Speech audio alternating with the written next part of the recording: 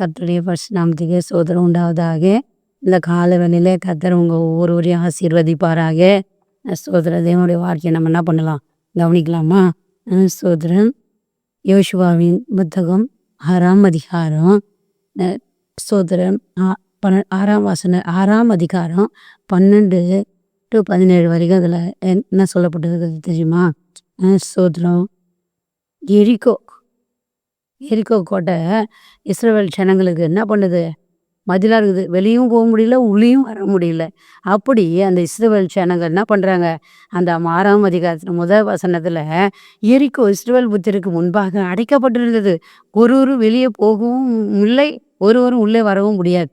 இப்படிப்பட்ட சூழ்நிலையில் நம்ம என்ன பண்ணுவோம்?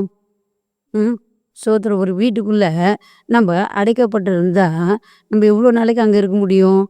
வெளியே வரணும்ல, எதுக்கானாலும் நம்ம வெளியே வரணும்ல. அப்போது அவங்க முடியல. அப்போ ஆண்டவர் சொல்கிறாரு யோசுவாவை பார்த்து, சோதரன் நீ யோசுவா 12ஆம் வசனத்தில் சொல்லப்பட்டிருக்கு, யோசுவா அதிகாலமே எழுந்திருது தன் ஆசாரியர்கள் கர்த்தரின் பெட்டியை சுமந்து கொண்டு போனார்கள். அப்போது தொனிக்கும் 7 காலம் பிடிக்கிற 7 ஆசாரியர்களும் எக்காலம் ஊதிக்கொண்டு கர்த்தரின் பெட்டிக்கு முன்பாக நடந்தார்கள். யுத்த சண்டதாரர்கள் அவர்களுக்கு முன்னாலே நடந்தார்கள். பின் தண்டோ வெண்ணில் எக்காலங்கள் ஊதப்படிகள் கர்த்தரின் பெட்டிக்கு பின் சென்றது. 2ஆம் நாளிலே பட்டணத்தை ஒரு தடவை சுற்றி வந்து பாளையத்துக்கு திரும்பினார்கள். இந்த 6 நாள் செய்தார்கள்.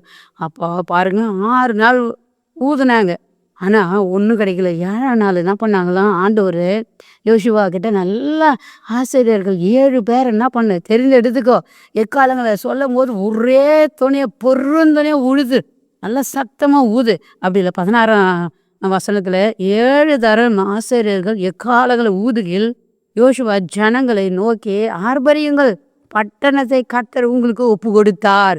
அப்போ நல்லா ஊதுனாங்க பாருங்க. அப்போ பாருங்க, 7ஆம் நாளிலே அதிகாலமே கிழக்கு வெளுக்கும் போது எழுந்திருந்த அந்த பட்டண பிரகாரமே பட்டணத்தை 7 தடவை சுற்றி வந்தார்கள். அன்றைய தினம் மாத்திர பட்டணத்தை 7 தடவை சுற்றி வந்தார்கள். 7ஆம் தரம் ஆசிரியர் எக்கால ஊதுகையில் யோசுவா ஜனங்களை நோக்கி, ஆர்ப்பரியுங்கள், பட்டணத்தை கர்த்தர் உங்களுக்கு கொடுத்தார். அப்போ அதை கொடுத்துட்டாரு. ஆனால் ஆண்டவர் சொல்கிறாரு, ஆனாலும் இந்த பட்டணமும் இதில் உள்ள யாவும் கர்த்தருக்கு சாபத்தீடனா இருக்கும்.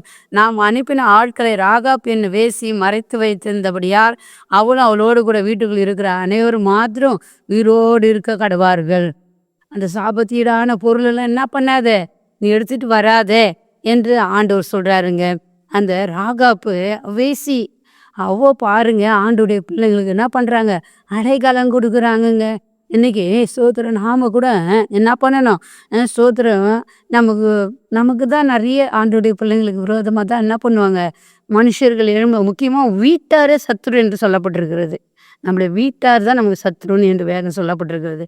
இன்னைக்கு நம்ம குடும்பத்தில் இருக்கிறவங்க எழும்புவாங்க, நம்ம சபைக்குள்ளே இருக்கிறவங்க எழும்புவாங்க. ஆனால் பார்வையதில் ஏசப்பா என்ன சொல்கிறாரு, சோதரன் இன்னைக்கு அதிகாலமாக எழுந்து நல்லா துதிங்க, துதிச்சாதான் அந்த எரிகோ கோட்டை விழும். உனக்கு விரோதமாக செயல்படுகிற மனித வல்லமை, பிசாசின் வல்லமைகள், சோதர மாந்திரிக வல்லமைகள், நீங்கள் அதிகாலையில் எழுந்து செபிக்கும் போது எப்பேற்பட்ட பிரச்சனையாக இருந்தாலும் கர்த்தர் அதை சமாதானமாக்குவார்.